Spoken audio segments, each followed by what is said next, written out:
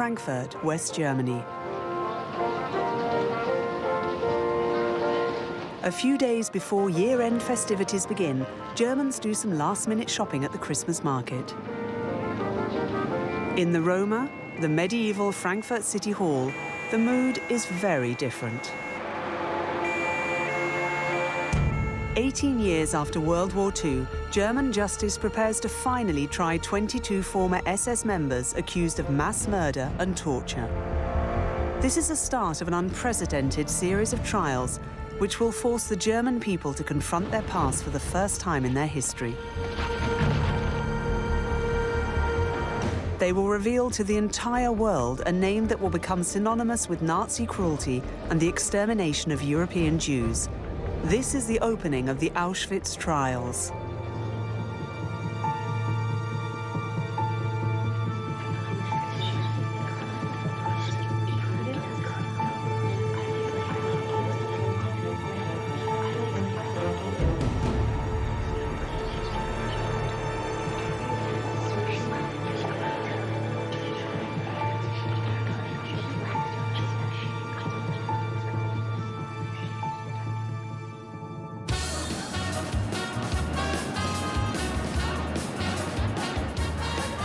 In 1960s Germany, the war was already far behind. The Germans were in the throes of rebuilding their country. And they were more enthusiastic about washing machines, cars and other new consumer goods than crimes committed under the Third Reich. Anfang der 60er Jahre war Deutschland ein Land, das stur nach vorne geschaut hat. Es war Wirtschaftswunder. Keiner hat sich mehr mit der Vergangenheit beschäftigen wollen. Und es gab auch selbst in der Justiz das allgemeine Verständnis, dass die Dinge jetzt einer gnädigen Verjährung entgegengleiten, allmählich. Man muss sich also keine Sorgen mehr machen, es wird niemand mehr vor Gericht kommen. West Germany was afflicted with collective amnesia, encouraged by the powers that be. Even the post-war Chancellor Konrad Adenauer had allowed former Nazis to take up posts in the public service. Moreover, his chief of staff, Hans Globke, had served as a legal advisor to the federal ministry during the Hitler regime. Das zeigt, die erste Bundesregierung eher großes Interesse daran hatte, wieder eine funktionsfähige Verwaltung aufzubauen, als die Verwaltung von NS-belasteten Personen zu säubern.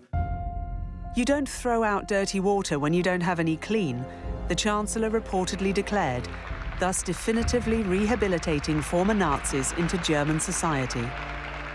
In the eyes of public opinion, the case had long been closed. To be precise, since the Nuremberg trials set up by the Allies in 1946, when the highest officials of the regime like Hermann Göring, Rudolf Hess and Joachim von Ribbentrop were sentenced to death or life imprisonment. Die Alliierten haben für uns die Arbeit getan.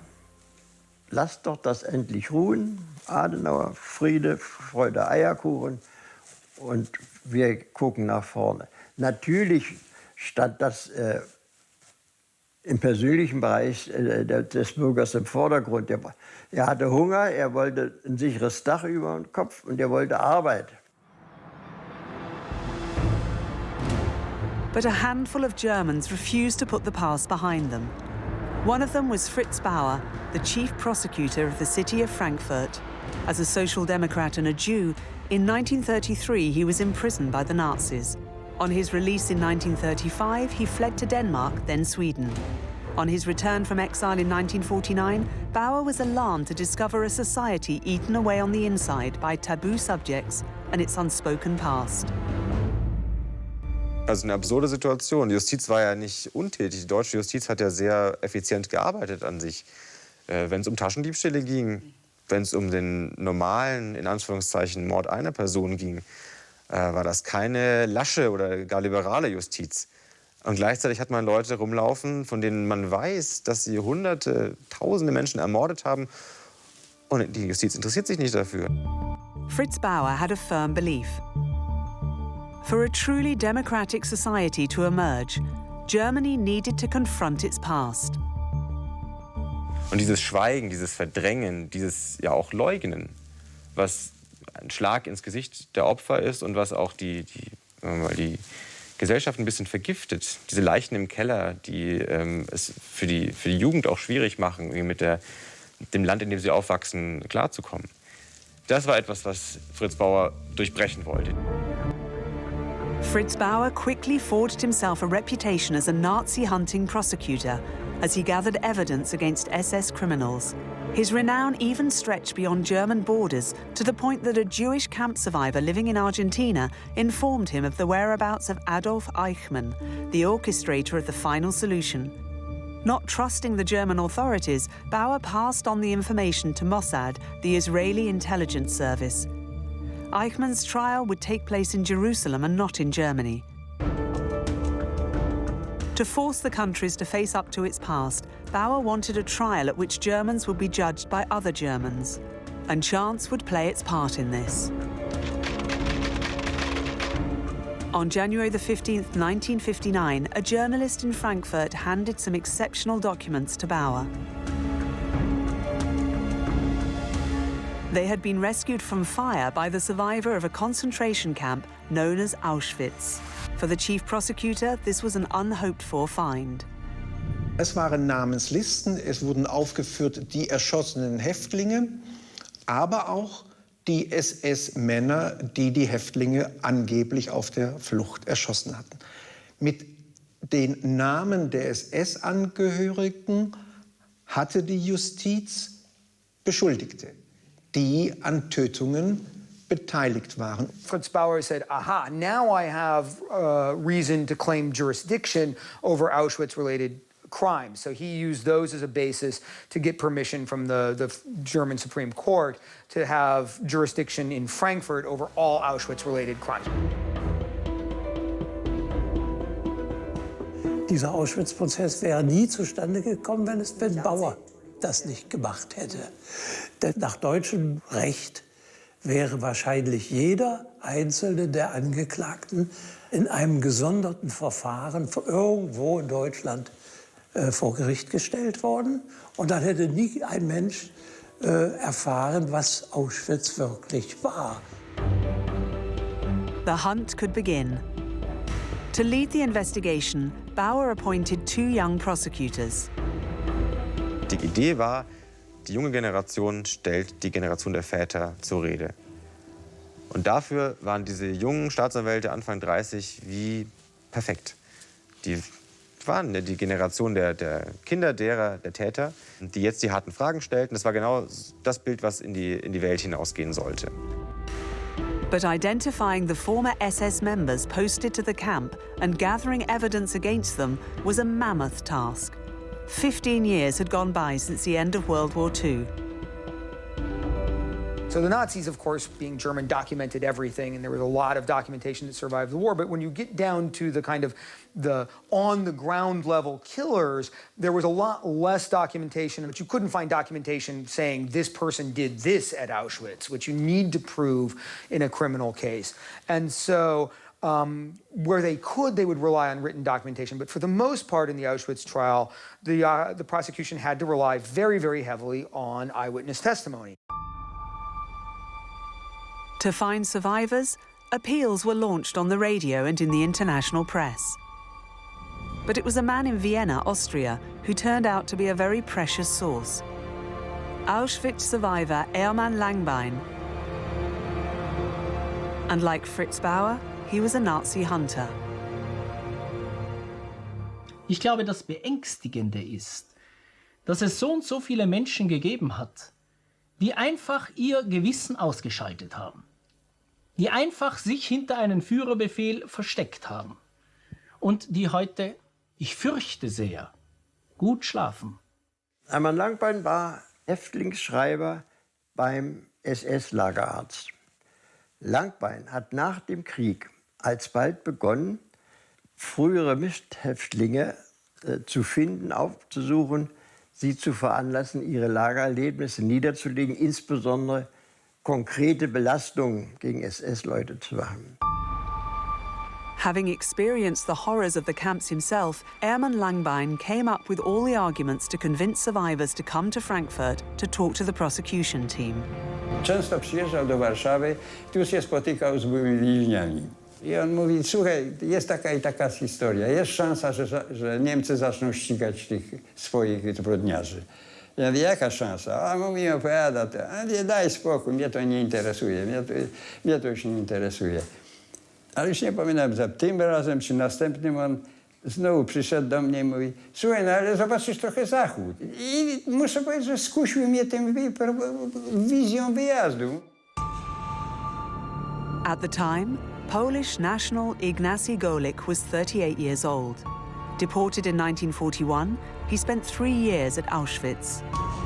He was one of the first survivors to be invited to Frankfurt by the young prosecutors. Wysypali stortę zdjęć. To były zdjęcia SS-manów w mundurach. I mówi, niech pan teraz wybierze tych, których pan zna, może pan coś powiedzieć na temat tego, co około 200 zdjęć było chyba. Wybrałem tak około 50 i rozpoznałem, że był, tak, ten był w 4. kompanii, ten był w 2. kompanii. Golik notably recognized Józef Kler, a camp medical orderly. A było 2 Klerów i 2 Józefów. A ja mówię, nie no, tego ja znam dobrze. A skąd pan go zna? Ja mówię, ja pracowałem chyba ze 3-4 miesiące u niego, jak byłem Ziffelpucer. Byłem zadowolony, że doprowadziłem do aresztowania Klera. To bandzior był niesamowity.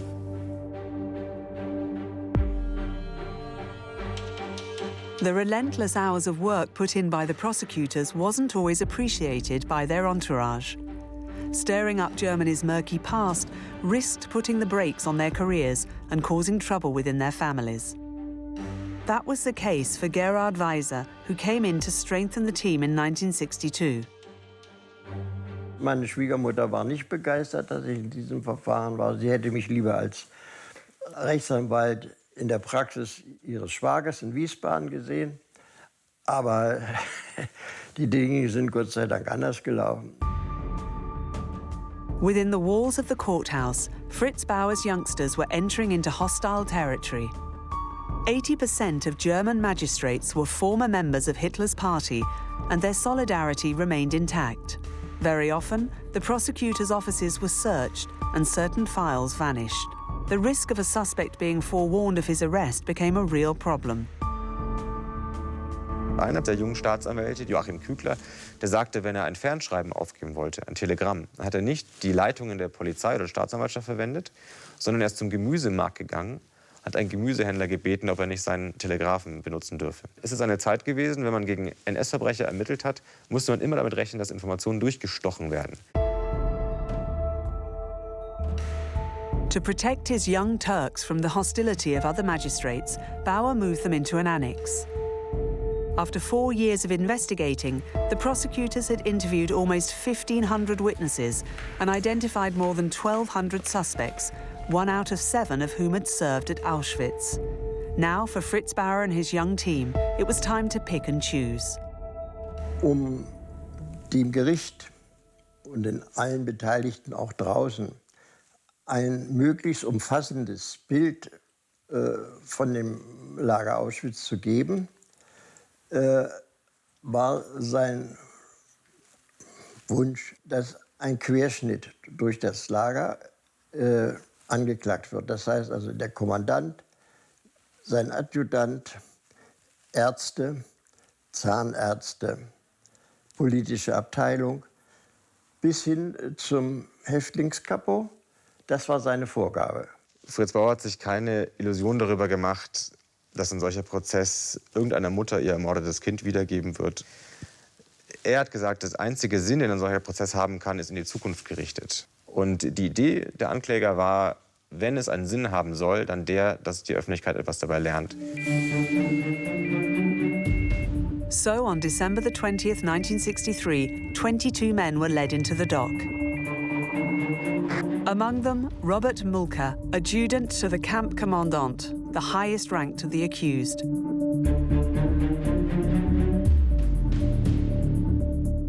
Oswald Kaduk, SS sergeant in charge of the supervision of prisoners.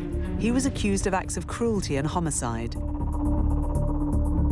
Victor Capucius, camp pharmacist, heavily involved in the selection of thousands of people to be sent to the gas chambers. Wilhelm Burger, head of the camp's Gestapo unit, suspected of having executed numerous prisoners or torturing them to death during questioning. Joseph Clare, medical orderly, he killed hundreds of prisoners by phenol injections into the heart. And the prosecutors even indicted the member of the SS in charge of distributing striped camp uniforms. Aber das war genau das Statement, zu sagen, er hat sich arbeitsteilig daran beteiligt. Häftlingskleidung hat dazu geführt, Tötungshemmungen bei den Tätern auszuschalten, die Menschen zu enthumanisieren. Es gab niemanden, der hier mitgemacht hat, egal ob er Koch war, oder egal ob er Apotheker war oder auch nur in der Kleiderkammer, der nicht sich mitschuldig gemacht hat an diesem Apparat. Denn nur weil diese Maschine so funktioniert hat, dass jedes Rädchen ins andere gegriffen hat, nur deswegen hat dieses Morden so funktionieren können. On that day, the public gallery was full. Fritz Bauer had brought in the media from all over the world, 12 TV crews and 200 reporters, a huge map of the camp, a scale model of the gas chambers and crematoria ovens. Everything was in place for a genuine show trial. A history lesson that would introduce the whole world to the extermination camp at Auschwitz. Peter Jochen Winters, then a 30-year-old reporter, was sent by his chief editor to Frankfurt. Auf Auschwitz speziell habe ich mich nicht vorbereitet. Ich habe auch gar nicht gewusst, was Auschwitz eigentlich wirklich war. Ich meine, man wusste zwar, da gab es also noch so Nebenlager, aber ja, dann gab es natürlich auch noch, da war irgendwie, war noch irgendwas so mit Gaskammern. Das hätte auch Leonberg heißen können oder sonst wie. The trials opened with the reading of the indictments. In the presence of their attorneys, the defendants listened impassively to the charges brought against them. Da ist eigentlich die einheitliche Reaktion bei allen gewesen, ich kann nicht leugnen, dass ich in Auschwitz war, aber das, was mir da vorgeworfen wird, habe ich nicht getan. Bulka war also, ich war Soldat. Ich war Soldat, ich hatte mit dem Schutzhaftlager nichts zu tun. Ich war Adjutant des Kommandanten Höss. Aber ich bin nie im Lager gewesen, ich habe am Schreibtisch gesessen. Außerdem, sagte er, habe ich die Ehrenkompanie befohlen. Und wir hatten oft Besuch und da musste ich dafür Sorge tragen, dass die also ordentlich da aufzogen und Musik machten und so weiter. Und nichts weiter. Like former adjutant Robert Molker, the other defendants also stood out for their imagination or their amnesia. One SS officer even claimed to have set up a playground for gypsy children and organised sporting competitions to keep the prisoners healthy. And the camp pharmacist, Victor Capucius, declared, "Whenever the prisoners saw me, they wept with joy and threw their arms around me." So lügen die, das war offensichtlich, nicht? Und die Anwälte, die halfen ihnen ja dabei beim Lügen, nicht? Und sagten, das ist doch ganz menschlich, dass man sich so, oh mein Gott, also es war Krieg. Dann haben sie immer gesagt, also ich habe auf Befehl gehandelt. Das gab einen Befehl, so dies zu tun und das habe ich getan und mehr nicht. Und ich fühle mich also deswegen auch unschuldig. Some of them, like Wilhelm Burger, refused to answer to the charge. Haughty and indifferent to what was happening around them, the accused shocked press and public by the ordinariness of their appearance. In the gallery was 32-year-old Irmgard Lauer-Seidelmann. Ich weiß auch nicht, was wir uns vorher vorgestellt hatten. Ob wir gedacht haben, das sind Bösewichte, Monster oder sonst was. Ja, hatten wir vielleicht, aber es waren keine Monster, es waren Leute wie du und ich. Und das war das Erschütternde. During recesses, it was impossible to tell former SS members and the other actors in the trials apart. The mood was similar to an intermission during a theatre play rather than a mass murder trial. The accused, relaxed and smoking cigarettes, chatted away with their attorneys or court reporters. Also es war schrecklich für mich, schrecklich, weil ich mir sagte, bei dem, der sieht genauso aus wie ein Lehrer oder ein Straßenbahnschaffner oder was immer. Es kann also jeder Deutsche, dem du begegnest, ein solcher Verbrecher sein. Also die leben ja alle noch. Das war 20 Jahre nach dem Krieg. Nicht? Die leben ja alle noch. The German people became aware that murderers were living among them. They had all carved out a new existence, only using their real names. Victor Capicius had become wealthy through a drugstore and a beauty salon. Willem Boger, the former head of the camp Gestapo, had become an accountant. And Oswald Kaduk, the brutal and sadistic sergeant, had become a carer in an old folks' home in Berlin, where he was loved by everyone. Kollege Kaduk war ein netter Kollege und zu dem Patienten besonders hilfsbereit und liebenswürdig. Ostwald Kaduk, eigentlich Kaduk nannten wir immer Papa Kaduk. As for the former camp adjutant, Robert Mulker, he was prospering in the import-export business in Hamburg. Der alte Herr Mulker war seinem Auftreten nach der hamburgische Großkaufmann, dem man nichts Böses nachsagen konnte, beschämen. Robert Mulker erschien immer in meiner Erinnerung, oder mindestens am Anfang, im Stresemann. Das war also ein halb festlicher, nicht ganz festlich, nicht wie ein Frack oder ein Smoking, sondern im Stresemann. Between sessions, the former camp adjutant even made round trips in first class to Hamburg to keep an eye on business. Because, as incredible as it may seem, the accused were left in liberty. They sauntered along to the courthouse on foot, hands in pockets.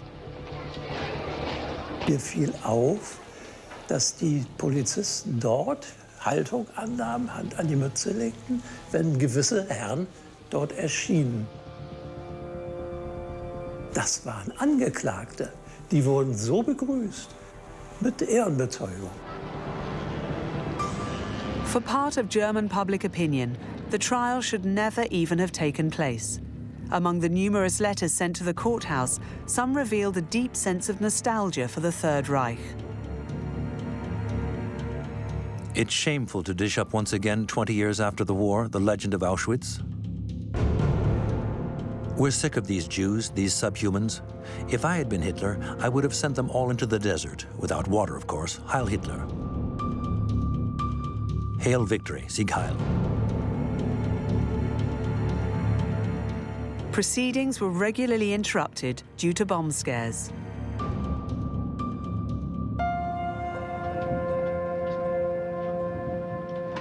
And it was in this hostile atmosphere that 3 months after the start of the trials, the first Auschwitz survivors arrived to testify from the witness box.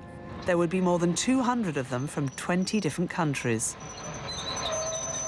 Es waren einige, die noch beängstigt waren. Die Auseinandersetzung, wie es sein wird, wenn man solche Menschen trifft. Das heißt, vielleicht begegnen sie einen SS-Mann dort, den sie erkennen und so. Deutsche, das war für mich die SS. Ich kannte ja keine sogenannte normale Deutschen. Yehuda Bakon, a Czechoslovakian Jew, was 14 when he was deported to Auschwitz. He was the only member of his family to survive. Wir waren ja Kinder, noch Kinder. Und ich sagte, wenn ich es überlebe, ist es meine Pflicht, für die Kinder, die es nicht überlebt haben, zu erzählen, was die erlitten.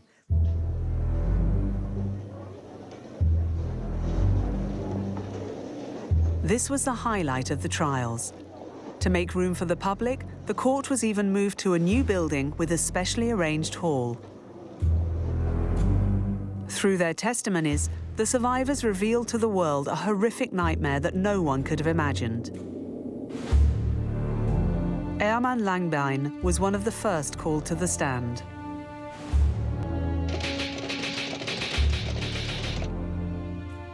Das Menschenleben galt nichts. Einen Menschen zu töten war eine Kleinigkeit, war überhaupt nicht der Rede wert. Und die Machtfülle, die ein SS-Mann, auch der kleinste SS-Mann hatte, den Häftlingen gegenüber, war unvorstellbar. Aus dieser Einstellung heraus, diese Leute müssen ja sowieso sterben, die sind ja schon Tote auf Urlaub sozusagen. Das ist für einen normalen Menschen kaum nachzuvollziehen, was in diesen Zeugen in den Momenten vorgegangen ist. Der eine hat, ohne großes Betroffenheit zu zeigen, seine Aussage gemacht. Manche konnten nicht, weil sie einfach überwältigt waren. Die erlebten das alles normal, was sie da durchgemacht hatten. Und die erstickten dann in Tränen oder in...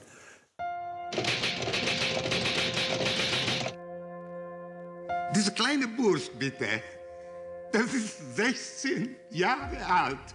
Der heißt Andreas Rappaport. Er war im ersten Barack. Er hat mit Blut geschrieben, ungarisch. Rappaport, Andre Ert, diese Hotel. Er hat mir geschreit, Onkel, ich weiß, dass ich muss sterben. Sag für meine Mutter, dass bis letzten Moment habe ich auf ihn gedacht. Aber ich könnte nicht sagen, die Mutter ist auch gestorben.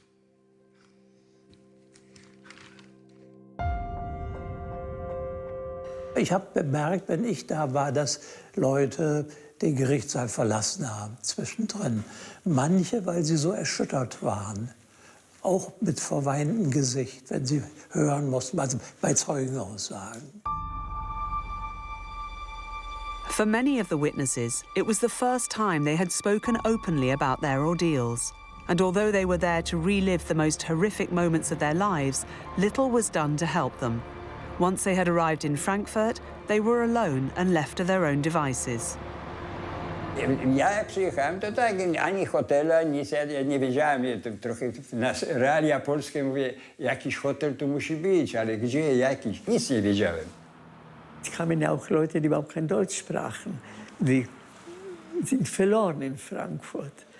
In einer Großstadt und können sich nicht aus, wo man geht, was man tun soll und wo man ist, nichts. Alerted by reports in the press, a volunteer group began taking charge of witnesses when they reached Frankfurt. Aged 22 at the time, sociology student Peter Kalb joined the group. Also nicht nur mich hat niemand vorbereitet, auch sonst wurde ja der ganze Prozess abgewickelt wie ein größerer Verkehrsunfall. Also die Zeugen hatten keine Psychologen zum Beispiel oder Helfer, die man heute hätte. Every day for a whole year, Peter Kalb accompanied those in his care to the courthouse. He became an eyewitness to situations which made some of the survivors' blood curdle, like Staszek Kaminski from Poland. Im Prozess war ich mit dem Staszek aus irgendeinem Grund in den Aufzug eingestiegen. Und auf einmal kommt eine Frau da rein und der Staszek Kaminski fängt an zu zittern. Und wie die dann weg war, dann habe ich ihn gefragt, was los ist. Und dann sagte er, das war die Frau Höss. Die war als Zeugin eingeladen. Hedwig Höss, wife of the commandant of Auschwitz, had summoned Staszek unit to do some work at her home, 300 meters from the crematoria ovens. Und in der Villa Höss ist die Frau Höss aufgetaucht und hat denen Anweisungen gegeben und haben den Männern gesagt, und wenn ihr nicht spurt, ihr wisst, dann geht ihr da durch den Schornstein. Einige der Zeugen, die wurden dann also in Hotels untergebracht. Und da wurden aber zufällig auch gleichzeitig einige der in Freiheit befindlichen Angeklagten. Die saßen dann am Nebentisch oder so. Also furchtbar, furchtbar, furchtbar. In the courtroom, testimony followed testimony. The reason the prosecutors called so many witnesses to the stand was because they absolutely had to prove the guilt of each of the accused. At the time, German law didn't recognise the notion of crimes against humanity, which had been specially designed by the Allies to try the mass crimes committed by the Nazis. The 22 former SS members would be tried for homicide as simple murderers under German criminal law.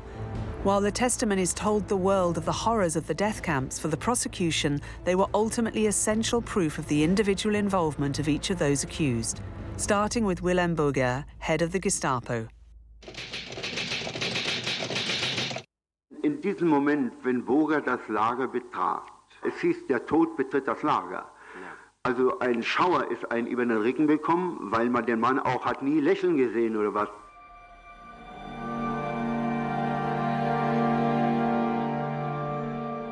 At Auschwitz, Boger hunted down those he suspected of plotting against the SS.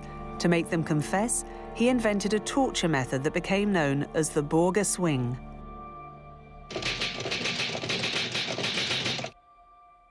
Dann ist ganz nahe zu ihnen gekommen, ganz zum Gesicht, mit seinen Blicken ihn durchbohrt. Und wenn absolut nicht sprechen wollte, hat ihm gesagt, jetzt kommst du aber zu der Sprechmaschine. Eine Stange mit den Kniekehlen reingehängt, Kopf nach unten. Und dann kriegte er mit dem Ochsenziemer, also so einer Peitsche, sage ich mal, auf dem Rücken Schläge von dem Boger, dass er da rumschaukelte. Der Häftling wurde auf einer Bahre zurückgetragen. Ich habe ihn nie erkannt, nie mehr, nach dieser Stunde oder nach diesen 2 Stunden. Er hat nicht mehr wie ein Mensch ausgesehen. Er konnte nicht stehen, er konnte nicht reden. Ich dachte, das ist schon ein toter Mensch. Faced with these damning statements, Wilhelm Boger decided to speak out. Einmal hat er gesagt, Hohes Gericht, im Übrigen möchte ich mal sagen, auch heute würde es den Deutschen gut tun, wenn wir wieder die Prügelstrafe einführen würden für die Jugend.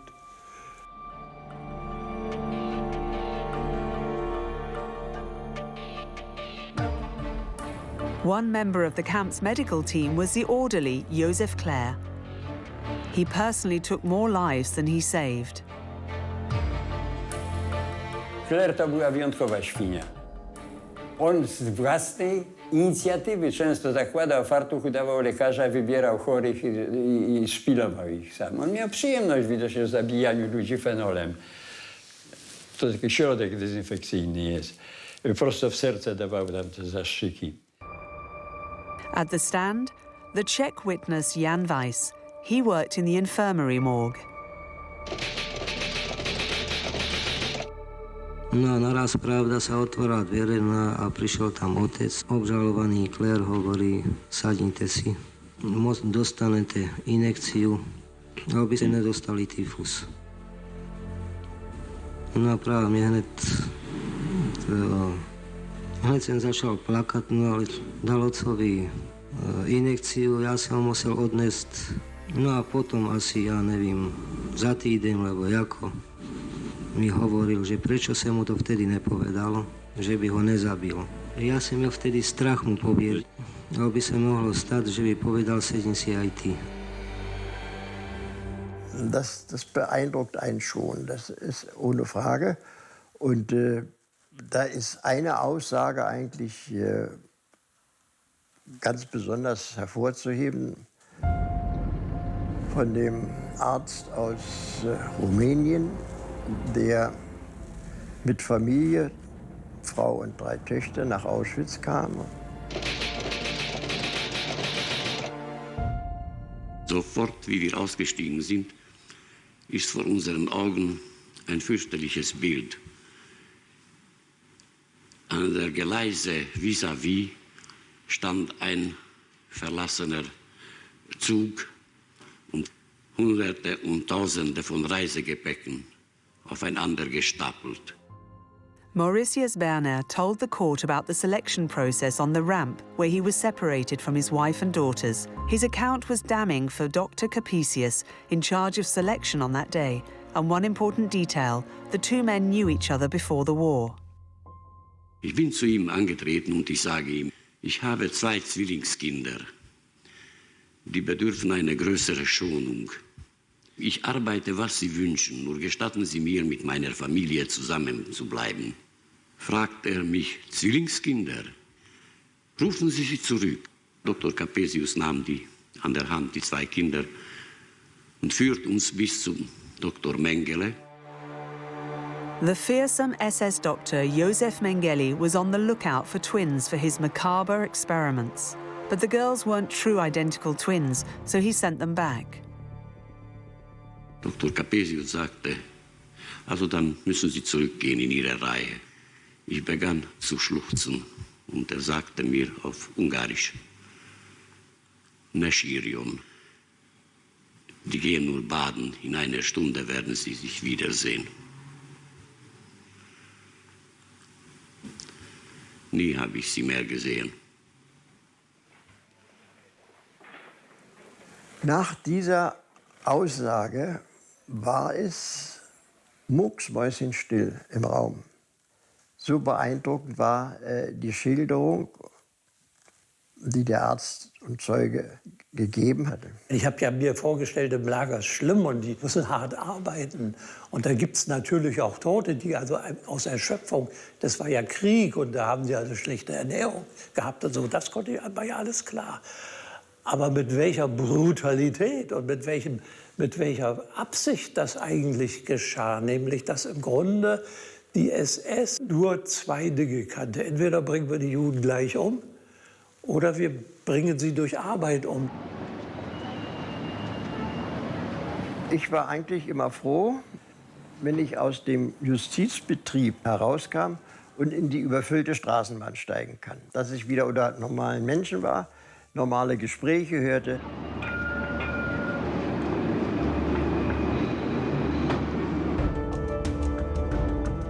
One person was absent from the court proceedings. Fritz Bauer, the man who put everything into motion.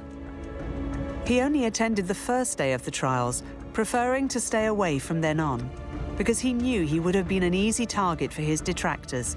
He's just an old Jew out for revenge.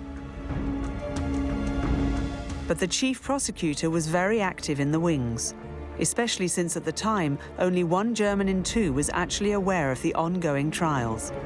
Bauer organised an exhibition on Auschwitz and also appeared on television. Was die tiefe Leere dieser Prozesse ist und was die Leute nicht hören wollen, das ist, dass es in unserem Leben eine Grenze gibt, wo wir nicht mehr mitmachen dürfen. Sondern dass plötzlich ein Punkt kommt, wo von uns verlangt wird, etwas zu tun, was unmenschlich ist und alle Würde verletzt. Und was wir hier tun müssen, ist das Nein. Hier kommt dieser volkspädagogische Impetus von Bauer sehr deutlich zum Ausdruck. Ihm ging es um die Aufklärung der in Auschwitz begangenen Verbrechen, aber es ging ihm auch darum, dass ein Bewusstseinswandel bei den Deutschen erfolgt, dass sie lernen, sich einem Unrechtsstaat nicht zu unterwerfen, sondern sich gegen ihn zu wehren. Niemand hat das Recht zu gehorchen. Das ist ein Satz von Hannah Arendt, der in diesen Prozessen mit Leben gefüllt wird. The reason Fritz Bauer was banging out his message on TV was because nothing was won in advance. Facing the survivors was the fearsome team of defense attorneys who were seeking purely and simply the complete acquittal of their clients. Their main strategy was to discredit the damning accounts of the witnesses. Some attorneys were already experienced in the exercise, notably Hans Lattenser, a defense lawyer at the Nuremberg trials. Nie mogłem sobie przypomnieć dokładnie tego gazowania. Oni mówili, że to było latem. Ja uważałem, że to musiało być zimą, dlatego że oni mieli na sobie kurtki. I to oni, jak świadek tego. Ja mówię, w obozie nie było pół roku, była tylko zupa i wiadomo, że będzie po południu obiad. And the defense played every card in the deck. Survivors from Eastern Europe were accused of being communist agents whose accounts had been doctored by their respective governments. And at the height of the Cold War, the argument bore some weight. Und es gab Verteidiger, die behauptet haben, dass jüdische Zeugen doch aufgrund der historischen Geschehnisse von Rachegefühlen geleitet sein müssen. Und diese Hassgefühle würden per se dazu führen, dass sie nur unglaubwürdige und unzuverlässige Aussagen machen würden. And when that wasn't enough, even the mental health of the witnesses was questioned.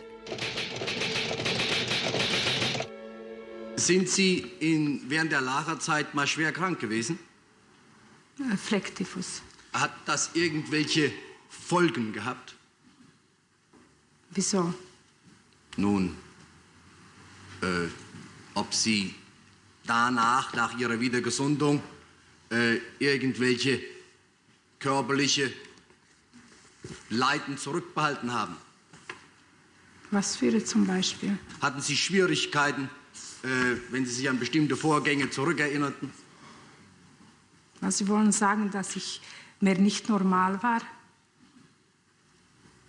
Das war also so furchtbar für mich, dass Menschen, die so viel erlebt haben, dass die dann so in die Mangel genommen werden. Und da habe ich Zweifel an unserer Justiz gekriegt. Da muss ich sagen, eigentlich hätten die alle verurteilt werden müssen ohne Prozess. Whatever the case, in the eyes of the court, it was the word of the survivors against the word of the accused. The constant questioning of the witnesses by the defence team sowed doubt and slowed down the trials. It was then that Henry Ormond, attorney for the joint plaintiffs, made an unexpected suggestion: to take a delegation from the court to the crime scene, to Auschwitz, to verify the witnesses' versions of events on the spot. December 1964, Communist Poland exceptionally opened its frontiers to a delegation from the trials, something of a sensation at the height of the Cold War. Like crime scene investigators, they verified each witness' statement. Among them was the young prosecutor, Gerhard Wieser. Der eine Häftling hat also geschildert, die Erschießung an der Schwarzen Wand. Da kam natürlich sofort von der Verteidigung Zweifel und das ist doch gar nicht möglich und so weiter. Aber als wir dann in Auschwitz waren, konnte sich jeder Mann, der dabei war, überzeugen, dass er das sehr wohl sehen konnte. The crime scene investigation also disproved the lies of inspection of Robert Melker, the adjutant to the camp commandant. Well, Molka claimed that he had never set foot inside the camp proper, right? That the headquarters was outside of the barbed wire and that he couldn't even see or hear anything that was going on in the camp. Camp headquarters is, yes, it's outside the barbed wire, but it's next to it, right? So it's not like it's a mile away. Und es hat sich gezeigt, dass er von seinem Dienstzimmer wenige Meter über den Zaun und somit in das Lager hat schauen können. Er hat auch von dort aus, wenn er vom Dienst kam, ist er am Krematorium 1 vorbeigegangen.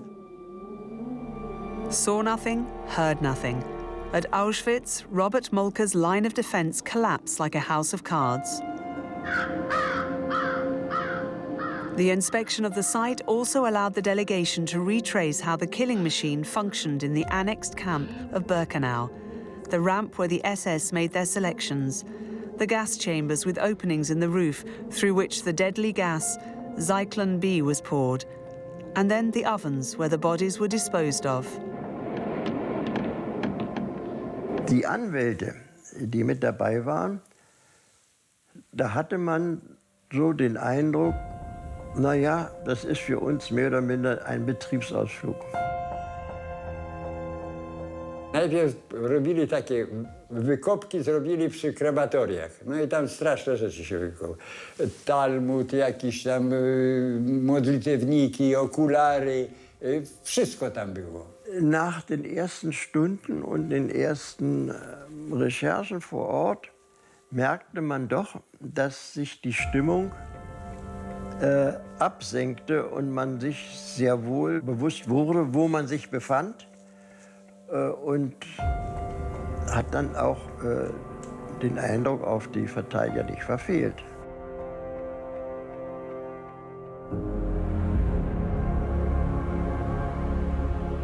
March 1965, the trials entered their final phase.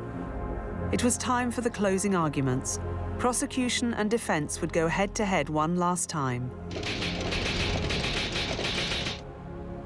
Auschwitz war ein Hohlraum völliger Kulturentledigung. Und wenn Sie sich niederbeugen wollen draußen in Birkenau, dann greifen Sie nichts als Menschenasche. Weiße Menschenasche und dazwischen, hier und da, ein gebleichter Knochen. Homo sapiens. Meine Damen und Herren, allein die in Auschwitz zurückgebliebenen stummen Zeugen überführen die Angeklagten. And yet, certain defense attorneys attempted the unthinkable. Der Befehl Hitlers lautete auf Vernichtung sämtlicher festgenommener Juden. Ohne die Selektion arbeitsfähiger, zu einem jeweils wohl bestimmten Zweck, wären also mehr jüdische Menschen ermordet worden, als dann tatsächlich zu Tode kamen. Die Selektion auf der Rampe in Birkenau führte also in Wahrheit zu einer Verminderung der an sich geplanten und befohlenen vollständigen Vernichtung. Unglaublich. Und ich kann das nicht, also ich war so erschüttert von einer, also ich hätte den Kerl umbringen können. Und das im Angesicht dieser Zeugen auch da, die das ja nun Auschwitz erlebt hatten und das in allen Extenso erzählt hatten und geschildert hatten. Das hat mich also wirklich, ja, das hat mich umgehauen. As is customary, the last word was for the accused. In Auschwitz habe ich keinem Menschen etwas zuleide getan. Ich war zu allen höflich, freundlich und hilfsbereit. Ich bin nicht schuldig geworden in Auschwitz. Ich bitte Sie, mich freizusprechen. Ich hatte in Auschwitz tiefes Mitleid mit den Opfern. Ich als kleiner Mann war kein Herr über Leben und Tod dieser unglücklichen Menschen. Während der nationalsozialistischen Herrschaft gab es für mich nur den Gesichtspunkt, die gegebenen Befehle des Vorgesetzten ohne Einschränkung auszuführen.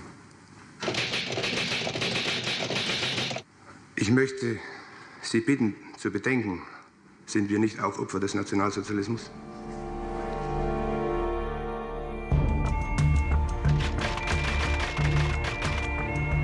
August the 20th, 1965. It was the last time the accused would arrive at the courthouse, escorted by the police and blaring sirens. After 22 months in court, it was Judgment Day. The German people in numbers followed the outcome of what had already become a historical set of trials, but the verdict seemed like a snub. 3 acquittals for lack of evidence. Only 6 sentences to life imprisonment, including Boger, Claire and Kaduk. And for the rest, short prison terms ranging from 3 to 14 years. Selbstverständlich war ich auf den Kopf gestellt, was alle diese Menschen, was sie bekamen, ein paar Monate. Aber ich bin ja kein Richter und verstehe nichts von den Urteilen und so. Es wirkt irgendwie lächerlich, was in dieser Welt, wo man jemanden für einen Blödsinn hängt. For the prosecution, the disappointment was immeasurable. The court hadn't taken into account their argument that everyone posted to Auschwitz was guilty for having been a cog in the works of the killing machine.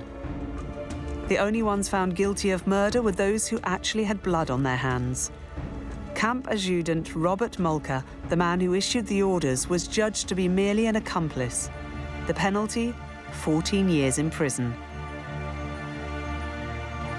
Eichmann, der hätte sich sicherlich gefreut, wenn er in Deutschland vor Gericht gekommen wäre, übrigens, der Eichmann. Ja, weil er da sicherlich keine Todesstrafe bekommen hätte, sondern ein mildes Urteil von who knows wie viele Jahren, also sicherlich nicht viele. Man befürchtete, was es für Konsequenzen haben würde, wie viele Prozesse man dann führen müsste. Zehntausende, Hunderttausende Prozesse, lebenslange Freiheitsstrafen für viele, viele Menschen in Deutschland.